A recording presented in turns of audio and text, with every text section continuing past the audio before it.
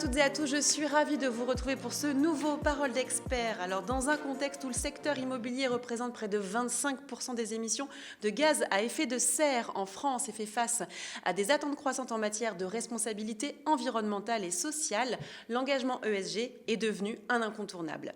Et cette démarche est au cœur de la stratégie de Sofidy et on va en parler avec Flora Alter, directrice ESG, pour nous parler des grandes lignes de la nouvelle charte ESG. Bonjour Flora. Bonjour. Merci d'être avec nous. Alors je le disais, nouvelle charte ESG lancée en 2023, puis elle a évolué donc en 2025. Qu'est-ce que vous avez gardé dans cette nouvelle charte ?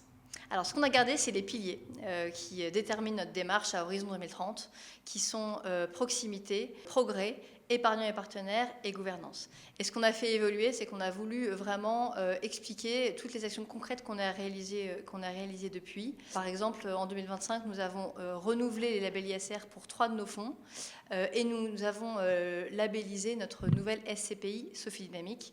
Et enfin, nous pouvons réaffirmer aujourd'hui que nous avons une gamme complète qui intègre l'ESG avec des objectifs environnementaux, sociaux ou de gouvernance. C'est une problématique mondiale qui concerne tout secteur d'activité. Vous, chez Sofidy, vous avez des objectifs bien définis.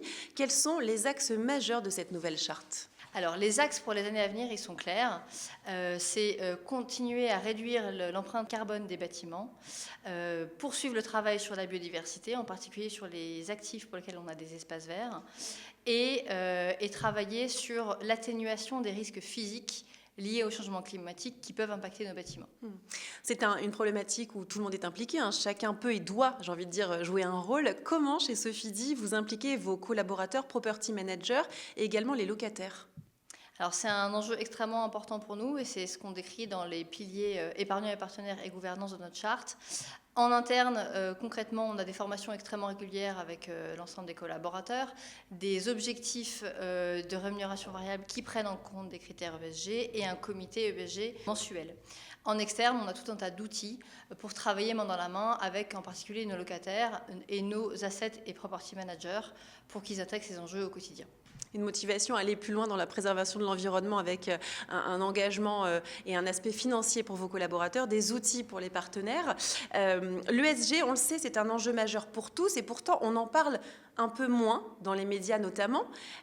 Pourquoi continuer à investir dans l'ESG ? Chez Sofidy, on gère 5400 actifs, donc on est persuadé qu'on a un gros rôle à jouer dans la transition écologique des bâtiments. Et je dis transition, le terme est important, c'est ce qu'on explique dans le pilier progrès de notre charte. En fait, l'enjeu, c'est pas d'investir uniquement dans des bâtiments best in class qui sont déjà extrêmement performants du point de vue extra-financier, mais c'est d'investir dans tout type de bâtiments intéressants du point de vue financier et extra-financier et de les faire progresser. Je vous donne un exemple sur un immeuble de bureau qu'on a rénové récemment. À Cergy, on a pu réduire de 50% les consommations d'énergie tout en faisant un désamiantage en profondeur. Oui. L'immobilier est effectivement un secteur très consommateur d'énergie. Il y a fort à faire. On parle aussi de la dimension sociale. Comment agissez-vous chez Sofidy sur cette dimension sociale ? Alors l'enjeu social, c'est extrêmement important pour Sofidy, c'est vraiment dans son ADN. C'est ce qu'on explique dans le pilier proximité. Donc aujourd'hui, Sofidy gère environ 1500 commerces de proximité, dont plus de 65% qui ont des activités qu'on a classifiées comme utiles ou très utiles au quotidien.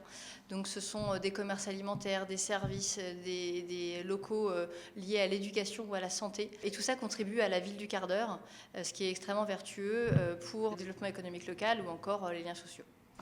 On a parlé d'enjeux environnementaux et sociétaux, mais qu'en est-il de la performance ? Certains pensent que l'ESG freine la performance. Qu'en pensez-vous ? Au contraire, l'ESG, c'est un vrai moteur de création de valeur à travers la valeur verte. Avec, par exemple, si vous avez un bâtiment qui est certifié et avec un DPE très performant, eh bien, il va beaucoup mieux se vendre ou se louer. Donc, c'est très intéressant du point de vue financier.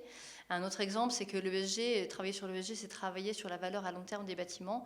Par exemple, nous venons de signer la charte d'adaptation au changement climatique avec l'Observatoire de l'immobilier durable et le plan bâtiment durable, qui vise à travailler collectivement sur des solutions pour adapter les bâtiments au changement climatique et aux risques qui y sont induits.